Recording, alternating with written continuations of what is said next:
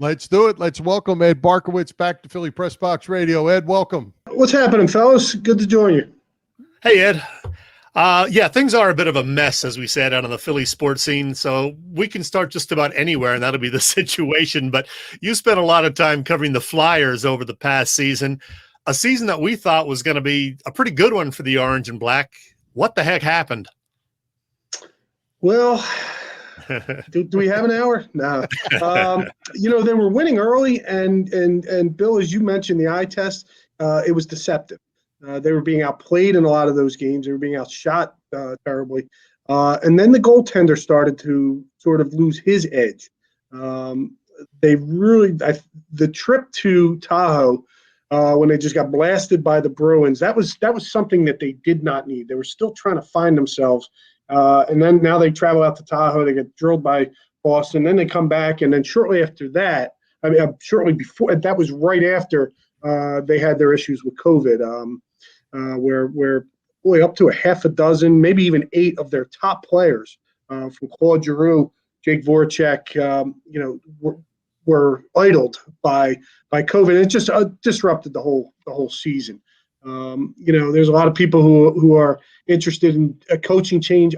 I'm not there yet. I think that there will be change. There has been some changes, but to get the goaltender to figure out if Carter Hart is that guy for you, I think that's the primary sort of job one going into next season.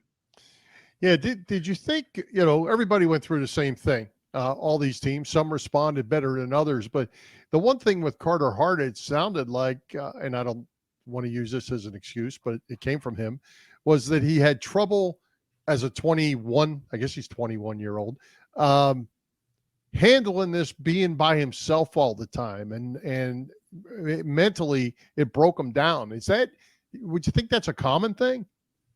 I've heard that actually from other places in the Flyers organization and even around that it was tougher on the younger guys, not familiar with or not really used to being by themselves. I think it was also problematic for the married guys with children. So I think that each guy was, Bill, you've been around athletes probably your whole life, and they're creatures of habit.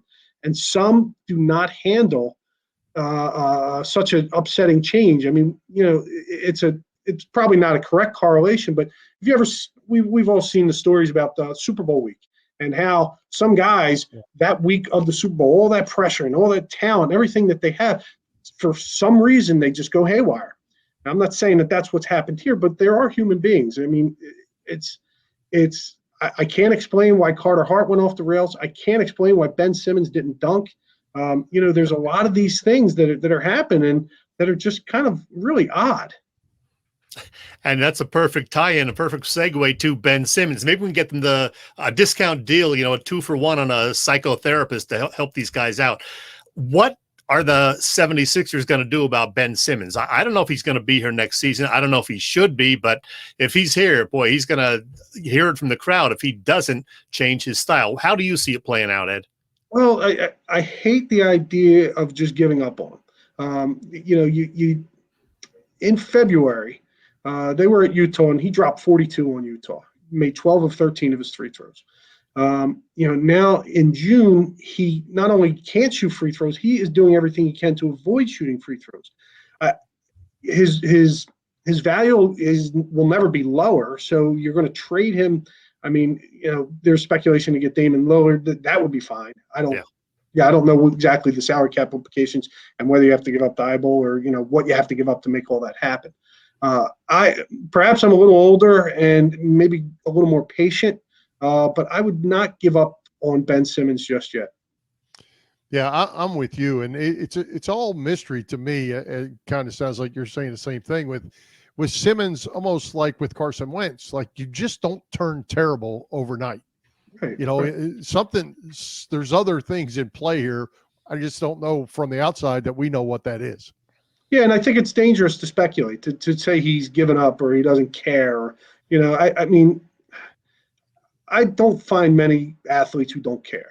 I don't know why they stop performing, but it's generally not because they don't care. It's something else that's going on. Well, because we have a lot to cover tonight, let's just switch to another team and talk about the Eagles. New head coach Nick Sirianni. One of the radio stations did a poll the other day, said which of the current 4 coaches is the best in Philly, and Nick Sirianni, I think, somehow won that because the other 3 aren't doing so great right now. But what's your impression of the new head coach, and could the Eagles perhaps surprise us this year? Well, it's funny. I think there's a lot of questions. Obviously, you'll have a quarterback who's never started on opening day. That to me is an issue. You have new coordinators, also an issue. The offensive line needs to be, if not rebuilt, we got to figure out. They have to figure out who the left tackle is. So, all that being said, they were 4-11-1 last year. Yeah, and they're still only 5-1 to win that division, which tells you how bad and how unpredictable that division is. Does 8 wins get it in a 17-game schedule? Yeah, possibly. So there's reason for optimism, but there's also a lot of questions. Yeah, it's a sad state of affairs when Sirianni becomes the winner. when they brought in guys like Vigneault, Girardi, these guys are established coaches, managers, whatever, and it just hasn't worked out well yet. And that's, there's no disagreeing with that. But, I wonder if the Eagles are saying, well, Doug Peterson worked okay. Andy Reid worked okay. Chip Kelly, not so much. But, it's an offensive-driven league. And to have a guy, who has worked, I think Sirianni has worked the last 3 years with 3 different primary quarterbacks with the Colts. And so the idea of him taking, another maybe not project, but unproven commodity at quarterback, I think is something that's going to be interesting to see. I think this year they got the wide receiver that they should have gotten, didn't reach and try to be the smartest people in the room because Justin Jefferson would look good on that roster. Yeah. Oh yeah. Hey, we may or may not get to the Phillies at some point, but we do want to cover a couple other things, and one of those things is gambling, sports betting. And we see so many ads for all the different sports betting sites as we're, watching the games. I'm guessing that most of them are doing pretty well. Well, yeah. Nevada just had its biggest profit in its history in May. Now, that is fascinating because there was no football in May. It was NBA, NHL, and now we're talking the casinos, the brick and mortar operations, because Nevada, frankly, is tepid to the idea of online betting because they figure that that's going to drive away the traffic from the casinos, which I could see their point. But the point is it broke a record that had stood since October of 2007 as far as profitability. So there is certainly there is certainly profit to be had for the sports betting websites. I always caution people that there's things that these websites are kind of taking advantage of. Maybe the less learned sports bettor as far as manipulating the odds. Kind of talking up big the point spreads. The 5 and 7 and 8 team parlays to come win $50,000. It's just like Gus the Groundhog telling you to buy a lottery ticket, because when you get into those multiple team parlays, they're really hard to hit, and they're oftentimes sucker bets. A lot of the professionals will tell you. There could be edges to be gained, in a few team parlay, but those 8 and 9 team parlays are long shots, and they pay astounding numbers because they're so difficult to hit. Well, Ed, I am not a bettor. Chet doesn't every so often tosses a little bet around, but I guess I find it interesting now, and we started to talk about this last week when Chet told me you were coming on, but listen to Taryn Hatcher between periods telling us what the in-game odds are. As a non-betting fan, and a matter of fact, I just heard Michael Barkan do the same thing on the pregame show for the Phillies tonight. Is there value in that? And do people really listen and bet on that based on what they're being told then? Well, I think it's as much about branding with whoever whoever is partnered with the whatever media company, whatever TV station. So I think PointsBet is involved with NBC Sports Philly.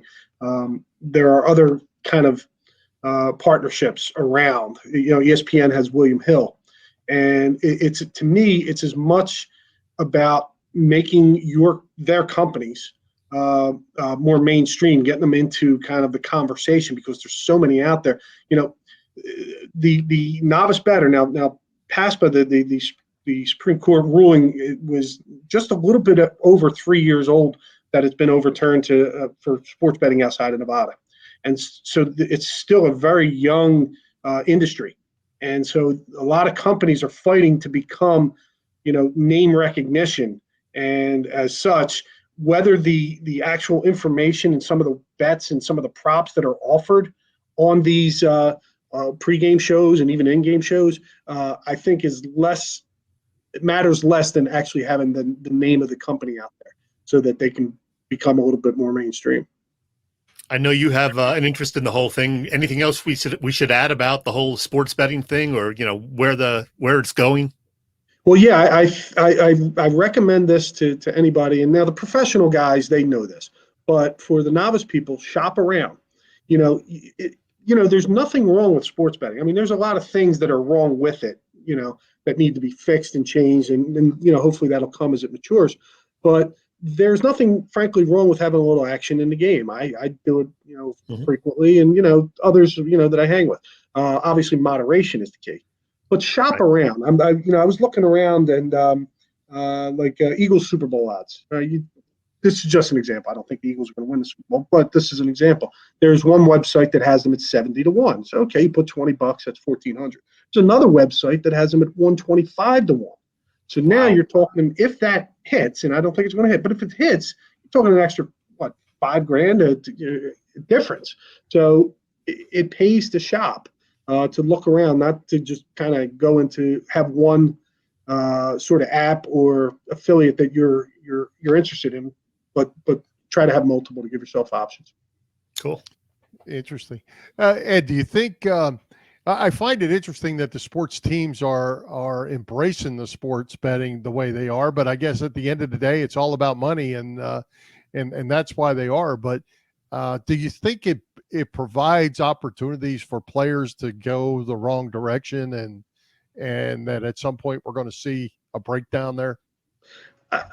I don't know if it's that. I think the one thing that the leagues have to be concerned about is undermining confidence, specifically when it comes to injuries. I can't recommend teams to not partner with sports betting sites, but boy, it sure would bother me if those partners knew Joel Embiid's status before the rest of us did, and the line went down a half point or a point and a half, based on what they knew before. And I have no evidence that any of this has happened, but boy, it sure would look bad if something like that untoward were to come. I always go back to the mid to late 90s. I was actually writing fantasy football as sort of covered it. I wrote about it once a week. And I used to call, now the internet is in its infancy here. And so there would be statistical sort of anomalies. One site would have that, Brett Favre had 250 yards. Another site would have that he had 280 yards. And so I would call the league occasionally to try to get what was official. And boy, they couldn't be nasty enough to me. They would say, well, it's not our charge, you fantasy football heads. And then something clicked where they realized they can make money off. Where they're, whether me, Bill, and Jim are actually spending money on the NFL, maybe not. But we are watching their games. We're buying the Budweiser. We're watching the Buick commercials, whatever. The ancillary economy, is if you want. And so then they started to embrace it. And that's kind of what I see happening here with sports betting. That, they're not taking the bets per se, but boy, they're not dissuading anyone from making them. Interesting. Well, Ed, as most people know, these are not great times for the newspaper business, and you and some of the other guys who have been at the Inquirer or Daily News for a long time recently, accepted buyouts. You, Les Bowen, Mark Narducci, Paul Domowitch, another frequent visitor to our show. And as it turns out, today is, I have my national calendar. It says today is Social Media Day. So I want to ask you, has social media hurt the newspaper business, or has it helped in some way, or how does that all play in? That's a fair question, and the folks who are in charge, and I agree with them to this extent that it's no longer a newspaper business. We're a digital company. Yeah. I have a couple more weeks. I have 3 weeks to go, and I'm going to miss a lot of it. So it unfortunately the biggest hurdle is getting people to spend money for content, when for years that content was given away for nothing. Mm-hmm. And that is the biggest hurdle that media companies are facing. And so things have changed. Social media, is a part of it, but for a lot of us, we've kind of been out there a little bit. We do radio shows, we do shows like this, TV. And not a day goes by where somebody says, call me an idiot because I picked Clemson instead of Alabama, and that's okay. I mean, Philly's a tough town, but that's okay. The people who consume our shows and who watch our stuff and read our stuff, they're among the smartest in the country. And I'm not saying that in a patronizing way. They're as sharp as anyone. And if you are sort of unprepared, they'll call you on it, and they'll make sure that you don't make that mistake again. And so social media, I'm not on Facebook. I mean, I have an account because I had to look up some stuff one time, but I don't have the stomach for that. But Twitter, yeah, I mean, there's useful stuff out there. Some garbage, but there's useful stuff out there. And I think that it's part of the fabric. It's not going away. And our company and most other companies are embracing it. It's just a matter of grabbing subscriptions and having people buy in. Because I hate the idea. It feels like Temple football when in the late 90s, when they were awful and they were, I don't know if they were considering folding the program much or going 1AA, when they were saying, well, nobody's coming to our games. You can't complain if we got to make a rash decision, because we need support. And to some extent there is that our mid digital companies need the support of readers and viewers. Mm-hmm. Hey, Ed, I had one final question for you back on the gambling thing. Yes, does how everything has evolved over the last 30, 35 years, does that affect Pete Rose in your mind, or is Pete Rose forever out? I personally think he ought to be forever out. I think that as much as an advocate of gambling, or as much as I enjoy gambling, that's the one thing you can't do. You cannot bet on your team, cannot bet against your team. It's the one thing that they can't make any more clear. I mean, I understand that it now looks duplicit because of how they've embraced it, but I would like to think that if someone now were caught betting on or against their team, that the penalty would be just as severe. I have one final question. As you said, your time is winding down at the Daily News and Inquirer.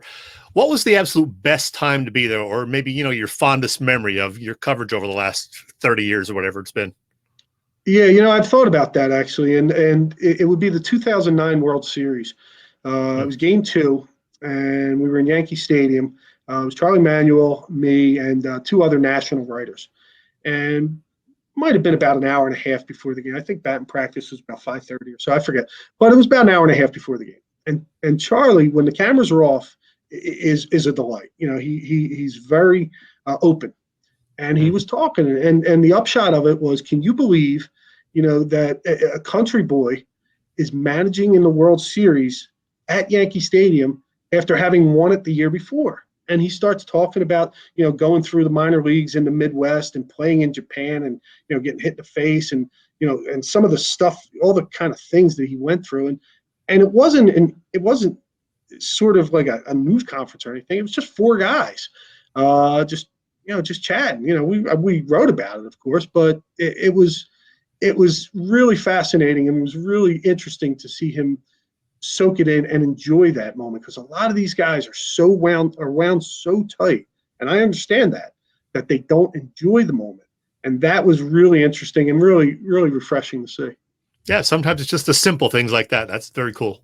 Very cool. And the fact, and the time a couple years later, when I asked him about the squirrel that ran across the plate in the 2011 series against the Cardinals, and he said, "Oh, if I'd have caught that, I got a good recipe for squirrel." Well, Ed, we are out of time already, but we certainly appreciate you coming by. Always good stuff. And even though you're retired, let's come back. Yeah, absolutely. I do plan to maybe do some freelance work with some sports betting. Honestly, I don't know. I'm going to catch my breath, spend some time with my dad, spend some time with my family, and, see what the Lord has next. We'll talk to you again for sure. All right. Outstanding, Thanks, Ed. fellas. All Thanks, right. Ed.